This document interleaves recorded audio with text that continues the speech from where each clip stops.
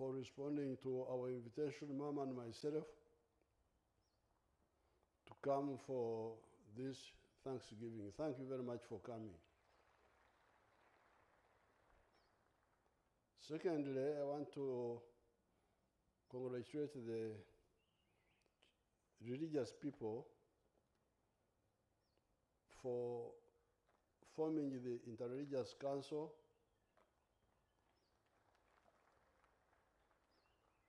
I think they formed it when NRM took over, because the NRM rejected the bankruptcy of religious sectarianism. When was it founded, the Interreligious Council? Can you remind me? When was it founded? 2001, long after the NRM. Because in the past, these religious groups were part of the problem of Uganda and part of the problem of Africa and the world, as you can see. But the NRM in the 1960s, as a student movement, firmly rejected and despised sectarianism of religion or tribe. We people from this part of the world, what you may call the Great Lakes, have a deep history. Although we have some problems with some of the groups, but the population is very strong. There's a word I promoted recently called emyoga, plural.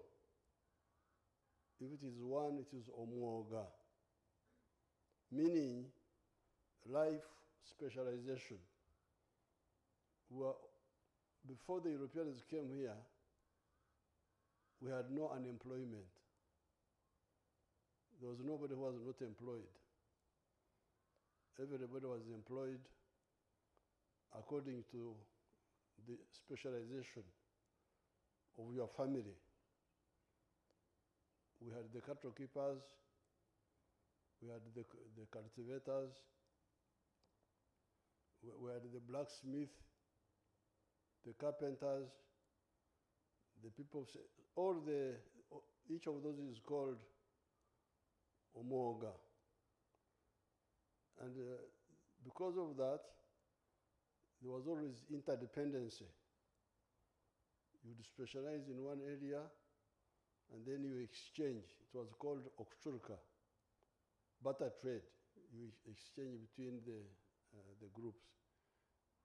Now, initially, colonialism destroyed the myoga because they brought imported products like imported plates, imported utensils, and so on.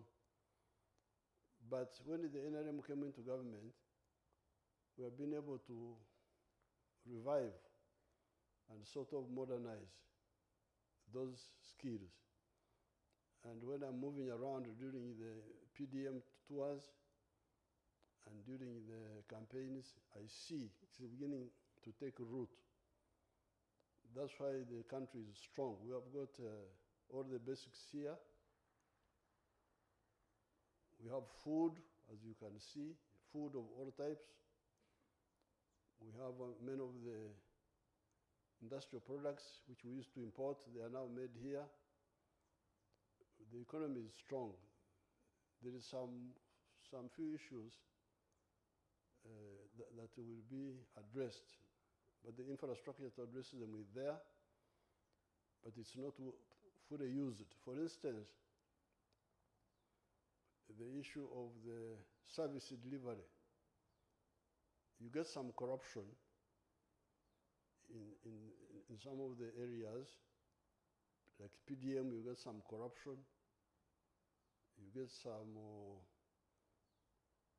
work on the roads not being done in spite of the money being allocated. But the answer is already there. The answer is the LOC system, the local government system.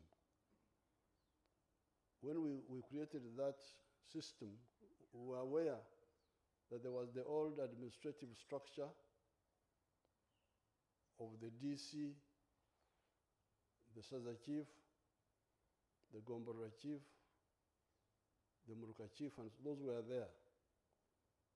But in the colonial times and after, especially myself, who had lived through all of them, I used to see the corruption of those groups, of those administrators, and the technical people, the veterinary, the medical, their corruption and selling of government drugs and so on. That's why, therefore, when we were preparing our revolutionary movement, we provided for the, yes, let the administrators be there, but let's have our own elected people, the council chairpersons, LOC 1, LOC 2, LOC chairperson 3, LOC 4, member of parliament, then chairperson LOC 5, and all the other elected leaders, the councillors. These are the ones to supervise the other people, to watch for the interests of the population, so that when the money comes in the area, it's not diverted. You should check, because you are elected by the people. But this one has not been properly understood, so you find them inert, not active, and instead complaining, expecting the central government, which is far away, to be the one to come and check. Yes, we check, and we depend on auditors and so on, but it would be better. It will be much better once the people learn how to use their own elected people. You elect an LC3 to look after your interests, so that your money which is coming into your area is not diverted. But instead of doing that, you find they just elect people because they have, for different reasons. There is still also some sectarianism of religion in some areas, and I actually wanted to talk to the Interreligious Council about it. When you have some religious groups, some individuals, not groups as such, but some individuals, trying to bring up sectarianism of religion, sometimes of tribes, that should be castigated. Because the wealth creator, this is an area of wealth creation. And I'm very proud to belong to that culture of wealth creators. We are people who don't depend on anybody. We depend on our wealth. It's very interesting to see what Henry Morton Stanley, one of the first white people to come here, wrote when he came in 1887 in this part of the world. This is a quotation from his book, in quotes. A march of an hour and a half in the afternoon, apparently not far from the river, brought us to the populous district of the Babusese. This Babusese is now in Congo, what they call Ituri, but it was part of Bunyoro. It's part of our system. The banana plantations were very extensive, reminding me of Uganda, because Stanley had been to Uganda before. He had been to Uganda in 1874. So he said that when he saw these big plantations in Ituri, they reminded him of Buganda, what we call Uganda. And their shades covered a multitude of huts. He wrote this entry on the 5th of December, 1887. fields of millet and sesame, plots of sweet potatoes occupied the outskirts of these plantations. And there was ample evidence round about that the land was thickly peopled and industrially cultivated. This is all in volume 1, page 298, in his book entitled In the Darkest Africa. That's how he called it.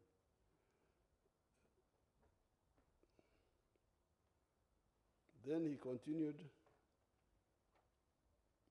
in quotes again, going on with the march, we next came to Ndongo. He's mispronouncing them, we may not, we need to get the proper name description. A perfect garden of plantains. The whole country was rich, most surprisingly so. This fellow was surprised by the wealth of our people. The same streaky, argillaceous sandstones prevailed as in Karagwe. Karagwe of Tanzania, because this is part of our system. There was nothing, in fact, that would not have grown here if it lacked moisture and a temperate heat. It was a perfect paradise for Negroes. That's what he wrote. It was a perfect paradise for Negroes. As fast as they sowed, they were sure of a crop without much trouble. Though I must say, they kept their huts and their gardens in excellent order, in end of quotes. This is on page 128. Then now, when he left Ituri, he entered now the Ankore area, Ankore, the other place there. And in quotes, he wrote, crossing a narrow neck of land, descended into the basin of the Rizi. The Rizi is the river in Mbarara. By degrees, the misty atmosphere of this region was clearing, and we could now see about 5 miles distance, and the contour of the pastoral plateau of Ankori. He called it Ankori.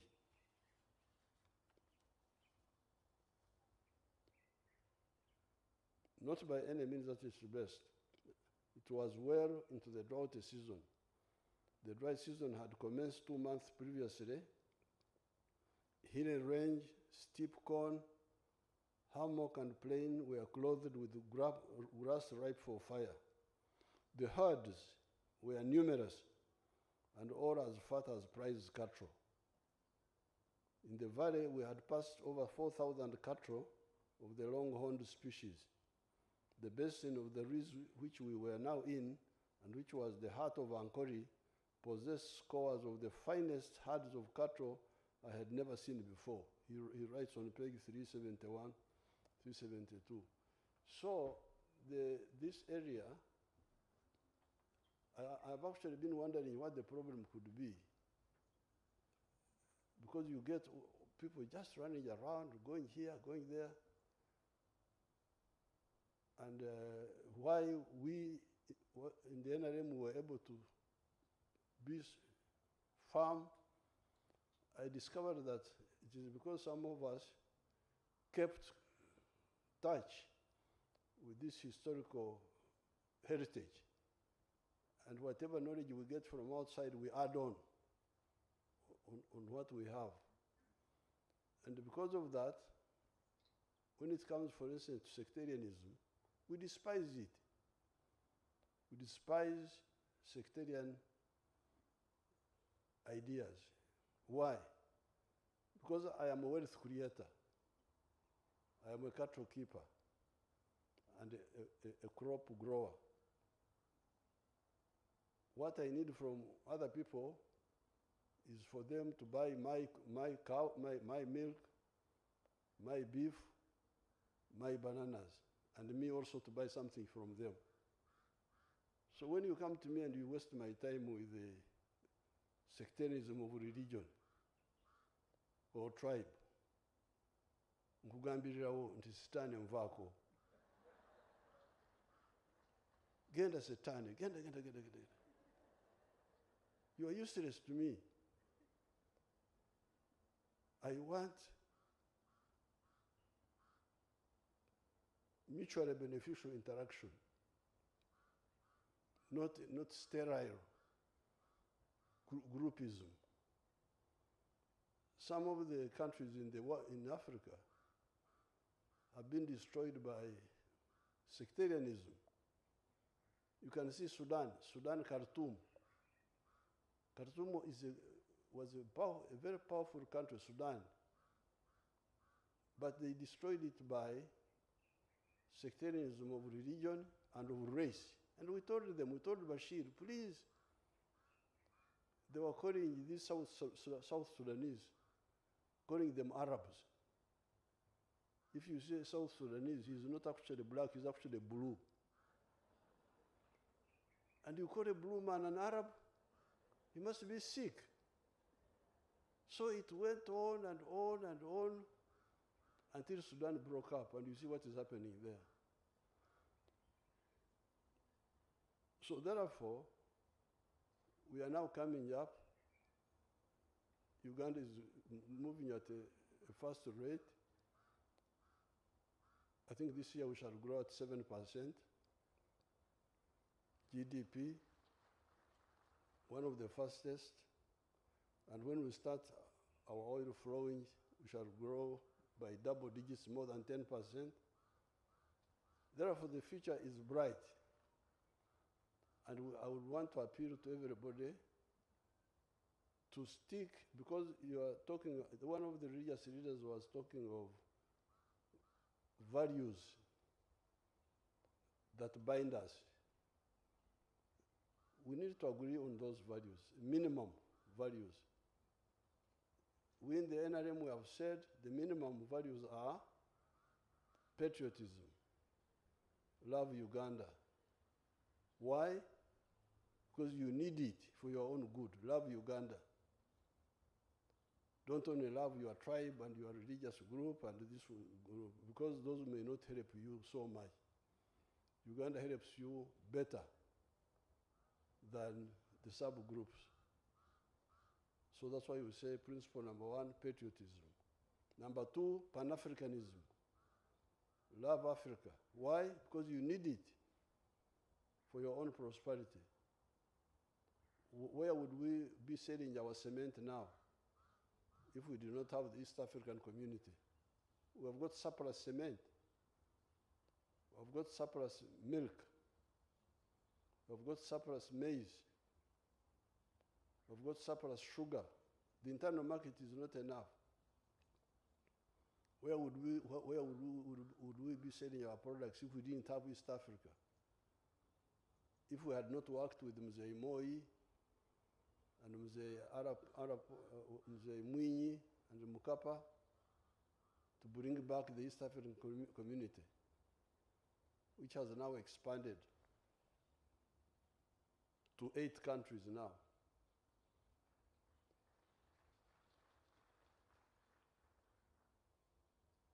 Socio-economic transformation, change must become a new society and democracy. So we need to have, if there are some additional minimum points which other people want to add on, they can add them on, so that we have got a minimum points on which we share. But then you find that many of the problems in Africa are caused by parasite groups who are not part of the wealth creation. They don't even care. That's why you hear them talking of violence. How can you be violent in your kitchen, your own kitchen? You can't start conflicts in your kitchen. You must be very careful with your kitchen. Even if you have issues, if you want to fight, you go in the compound and you fight there. You don't fight in the kitchen.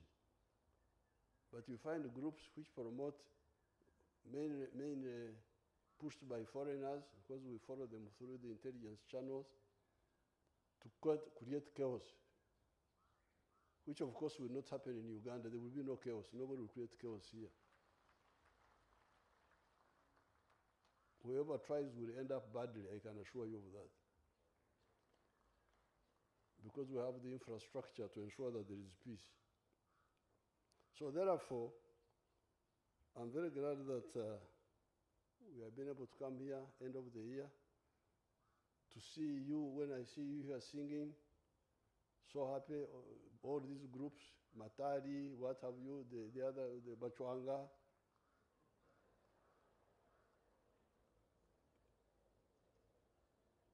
I feel very happy.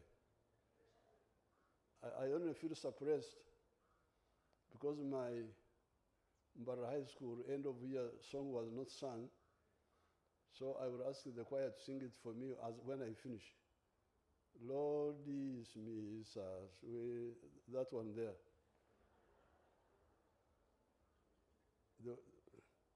So I'm very glad that we have ended the year.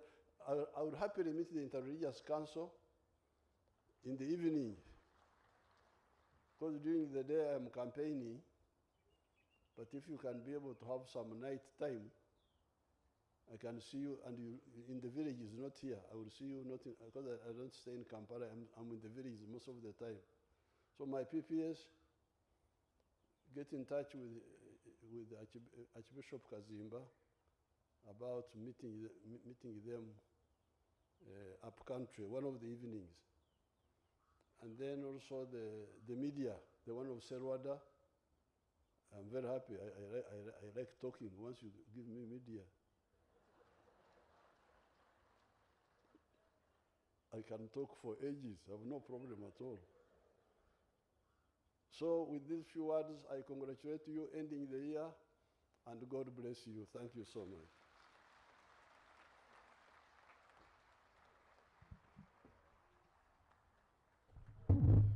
Thank you so much, Mzee. We will now, before we sing the song, we want to recognize the presence of His Excellency, the Ambassador of the European Union. Thank you for coming. We thank the National Organizing Committee, and we thank also the presence of the Mothers Union of Church of Uganda, led by Mrs. Josephine Kasatu. It's a big group there. Kasatu, yes. And after singing the song that His Excellency has requested, we'll have one group photo at the steps of the State House with the foreign people, the Interreligious Council, the Vice President, the Chief Justice, the Head of Diplomatic Corps, ministers present, the former Prime Minister, the former Vice President. So those would be at the end. Shall we now sing a song requested by His Excellency the President? Pastor Isaac, or Kitara Group, actually you could lead us since Kitara Group, are you nearby? Lead us on that powerful song.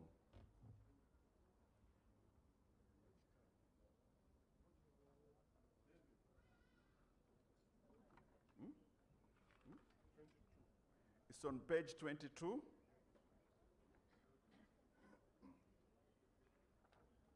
Page 22.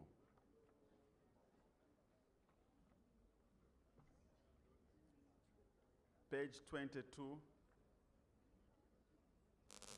And use the ancient rhythm, please. Vision Group, will you help us?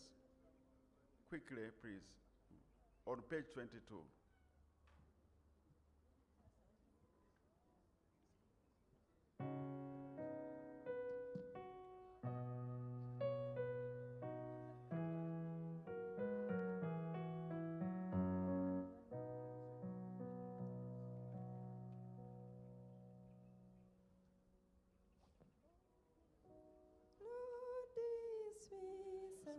With thy blessing, fill our hearts with joy and peace. Let us dance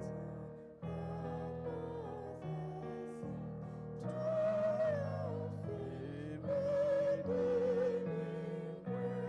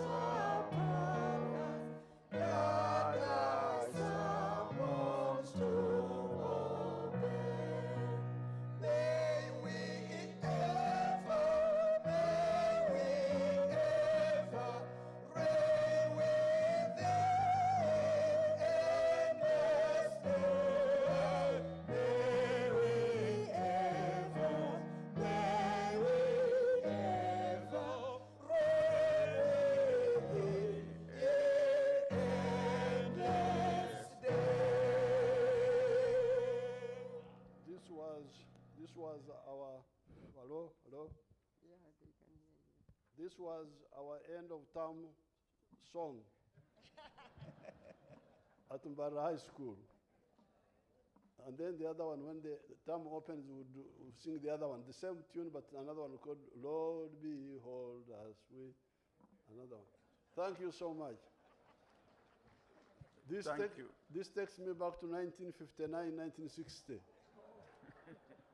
Thank you, Mzee, for that message.